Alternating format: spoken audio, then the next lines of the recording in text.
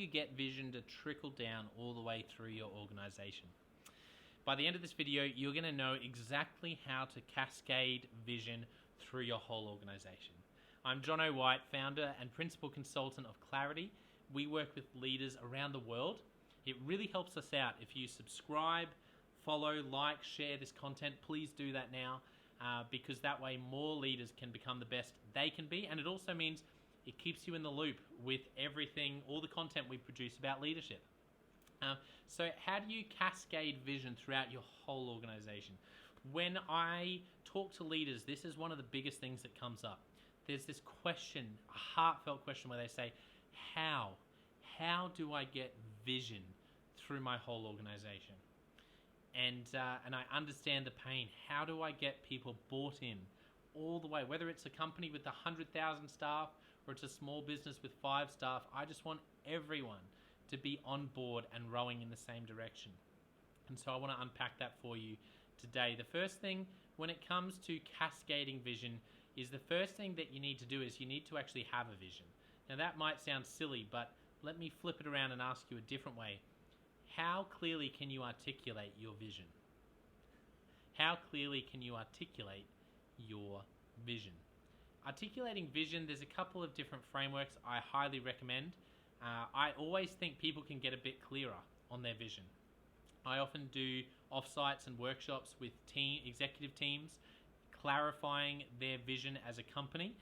But there are great things like Simon Sinek's book, Find Your Why. You know, he talks about this idea of personal why, but he also talks about a company's why, which is what we're discussing now, the vision, how to cascade vision. Well, the first thing is you've got to articulate it, and Simon Sinek's way to articulate it would be to say, we exist to something so that something else. Let me say that again. We exist to blah so that blah. So my personal vision, I know we're talking about organizational vision, but they overlap a lot. My personal vision is I exist to invest in people so that they can become everything they're meant to be. That's my personal vision, right? So that's very clear. And so for you, your personal vision as well, while I'm at it, why don't I ask you about that? How's your personal vision? Can you clearly articulate that? If not, that's a really important thing to work on, because your personal vision and company vision should go hand in hand. And then company vision, how clearly can you articulate that? Once again, using Simon Sinek's framework. The way that I talk about clarity. So once again, my personal vision, okay? My personal vision is I exist to invest in people to invest in people so that they can become everything they're meant to be.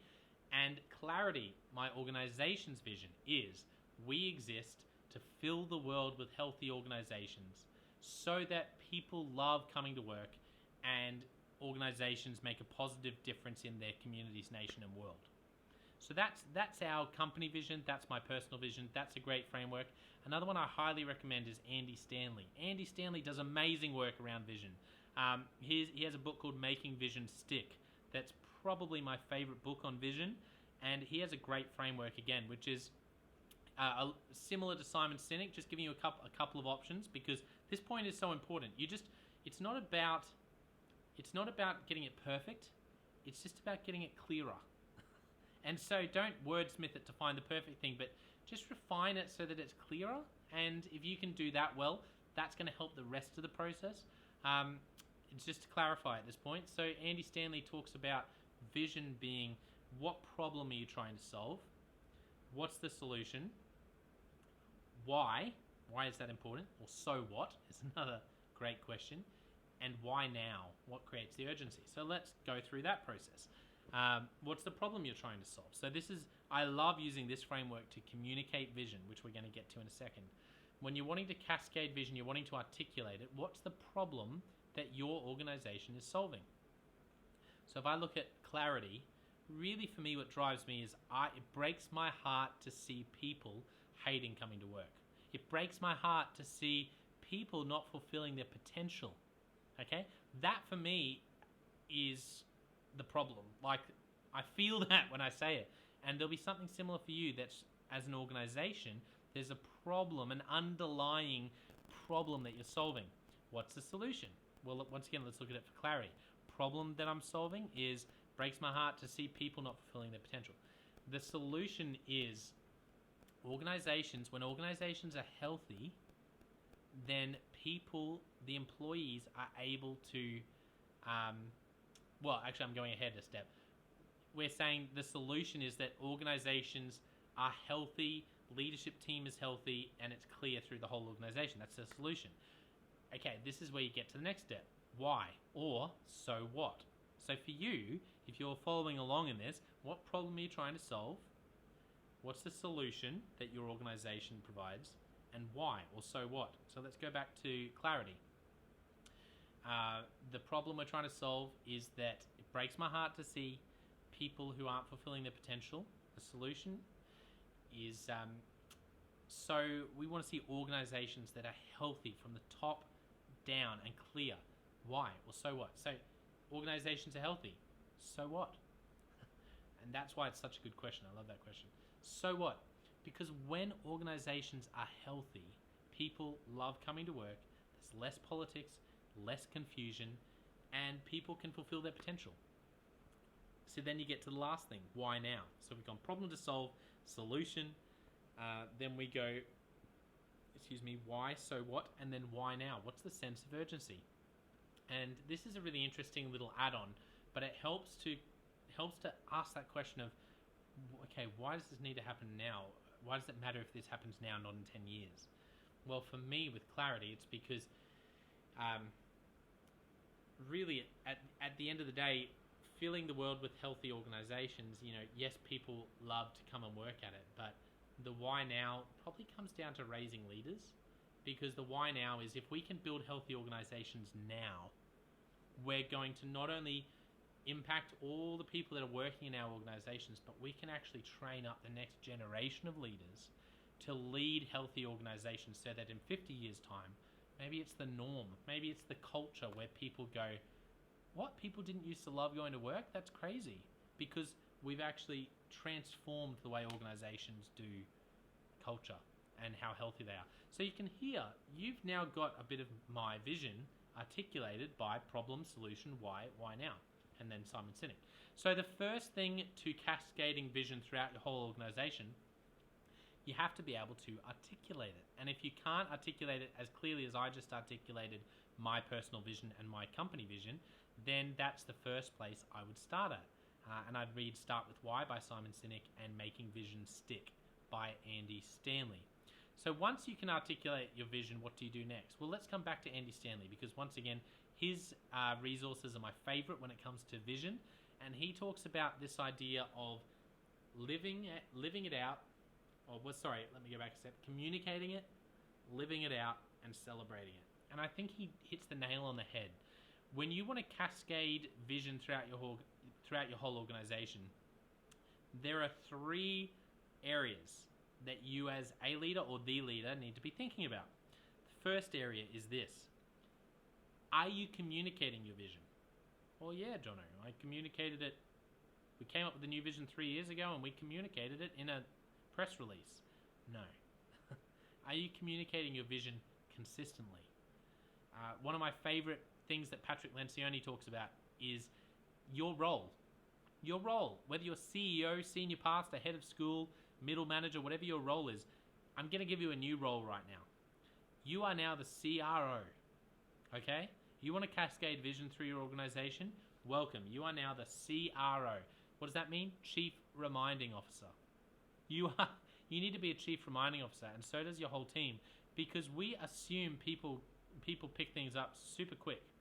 And the truth is they probably lose things super quick. They certainly don't pick them up super quickly.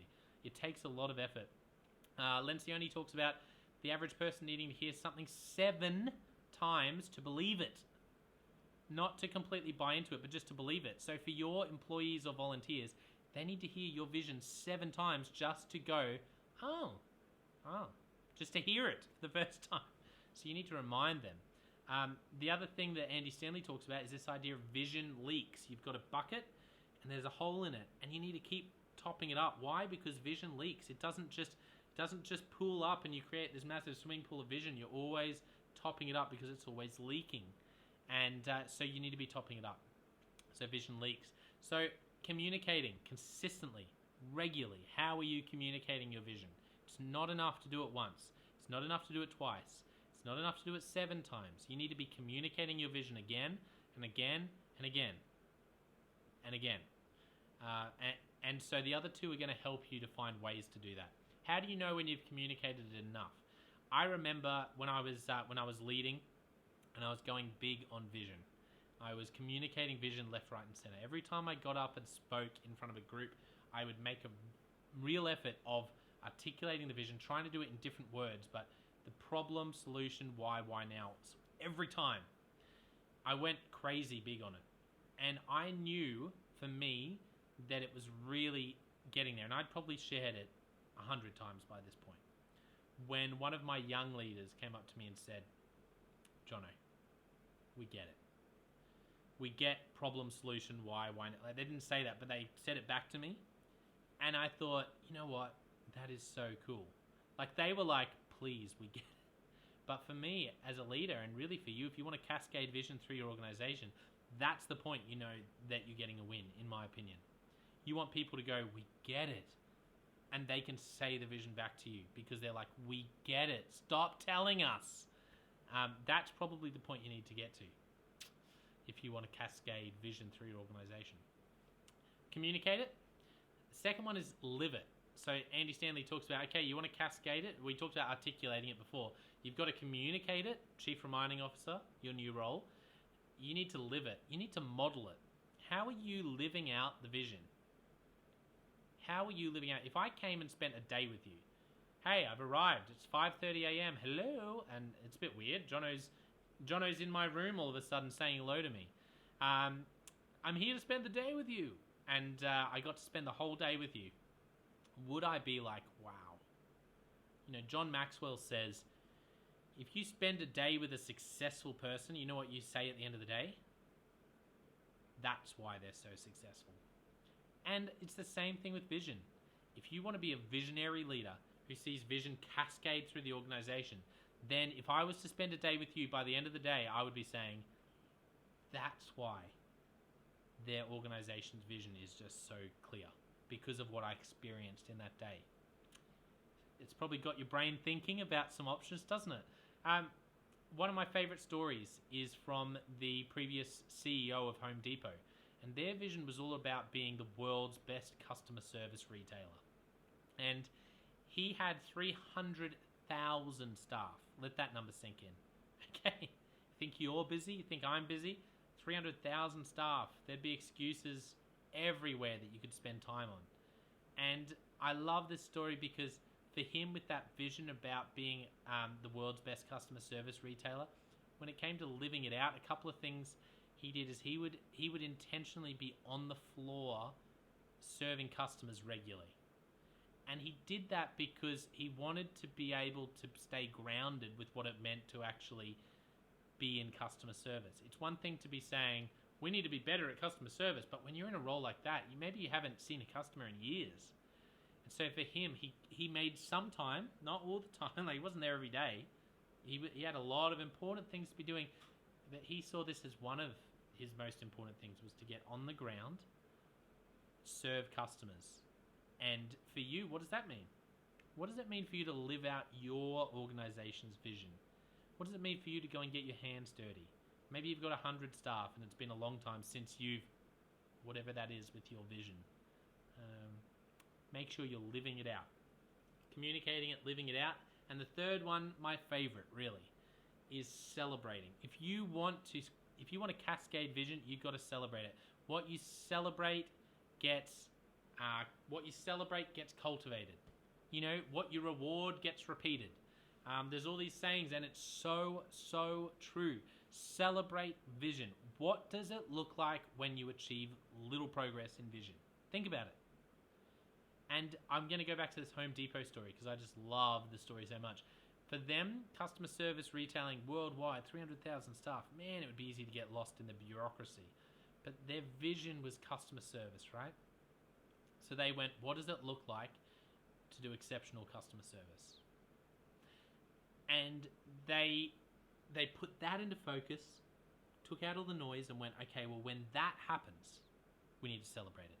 So they made it a KPI. Like, okay, we achieved budget in our region. We did this. We made these hires.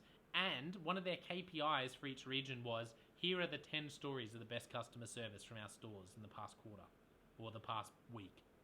It was a KPI for their regional leaders to collect stories of extreme, outstanding customer service. And then what the CEO would do is actually write a handwritten letter. He would write, get this, 100 a week. 100 letters a week. I just have so much respect for this guy because I think that is such a powerful... And you might be thinking, oh, is that a good use of my time? Think about a handwritten letter. And it doesn't really matter how you do it. You just got to find a meaningful way to celebrate vision. But these letters were so significant that people were framing them and putting them up. And this is the CEO of a massive company.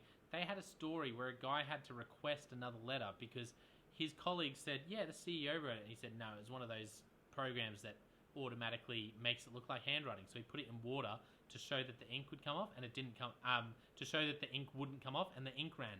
And he was so surprised that the CEO had actually written it that he went back to him and said, I'm so sorry. I didn't believe you had written that. Do you think you could write it for me again? And the CEO did. The point of the story, okay, celebrating is a great thing in and of itself, but it becomes 100 times more powerful when you celebrate vision. What does it look like when vision is achieved in your organization? Whatever the answer to that question is, go and reward it 100-fold. Whenever you see that play out in someone's life, whenever you see someone doing that, one of your employees or volunteers, reward it, celebrate it, write them a letter, get them up in front of everyone, give them a gift, build it into the KPIs, celebrate vision. I promise you, if you will celebrate vision, if you'll communicate it, well, let's go back to step one. If you'll articulate it really clearly, and then if you'll communicate it, live it out, and celebrate it, you will see vision cascade through your whole organization. If that's been helpful for you in your leadership, if that's helped you to get clear about vision, then why don't you comment with the word clarity? Comment with the word clarity, because everything we do is about helping leaders get clarity, and it really helps us out. I would love to ask you if you would subscribe and share and comment and like. It really helps. Thank you, because it gets the word out so that this content can help more leaders become the best they can be. And it also means that you stay in the loop with all of our content. We've had nearly 1,000 leaders do our 7 questions on leadership. And that content's on our website. There's so much wisdom in that from leaders around the world in all different sectors. And you can visit consultclarity.org for that to have a look at everything clarity and everything leadership that we do. So thank you for watching or listening, and I will see you next time.